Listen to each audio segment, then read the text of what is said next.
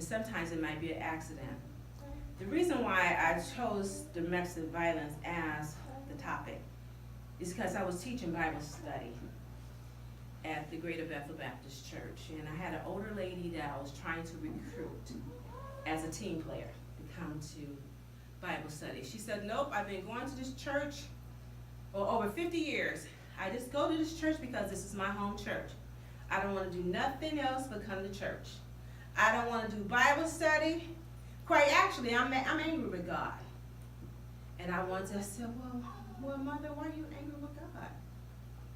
She said, because I prayed that God saved my daughter, and her lousy husband killed her. And I'm stuck with raising my 2 grandsons, and I'm up in age. Easy love. It's not really true love. Sometimes it's controlling love. It's can cause your death. I said, I'm a domestic violence champion, and I went through the training to become a domestic violence advocate.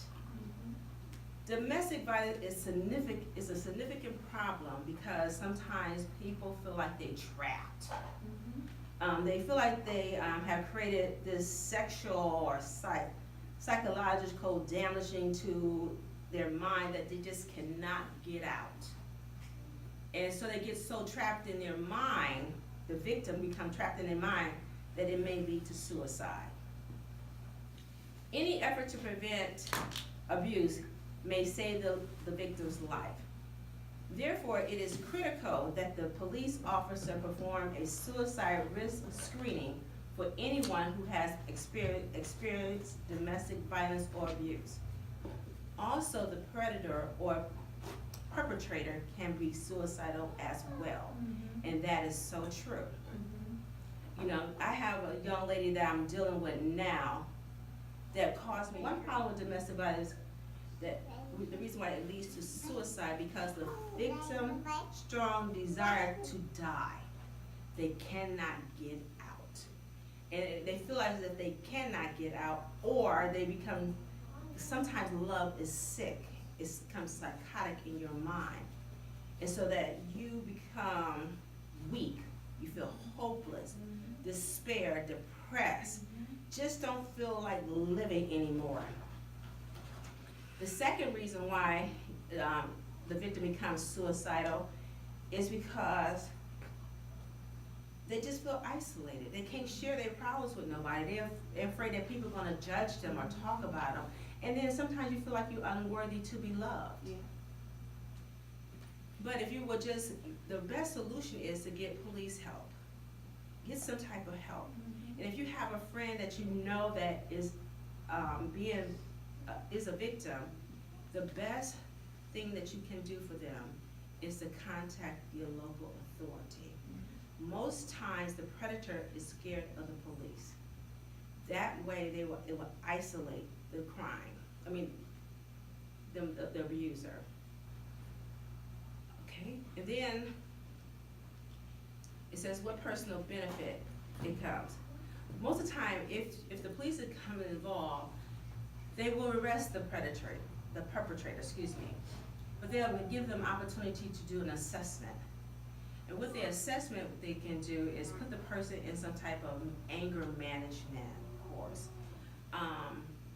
Get each person some type of help so that if they can continue to live together, they will. If they cannot, then it's probably best that they go ahead, they separate ways. A lot of times most women feel like they cannot survive without that person because they pay their bills for them. They need that financial stability. But domestic violence is a significant problem for everyone. It is possible that domestic violence creates physical, sexual, and psychological damages that can lead to suicide. And any effort to prevent abuse may save the victim's life. Therefore, it's critical, and I do stress that the police get involved so that you can save your loved one's life.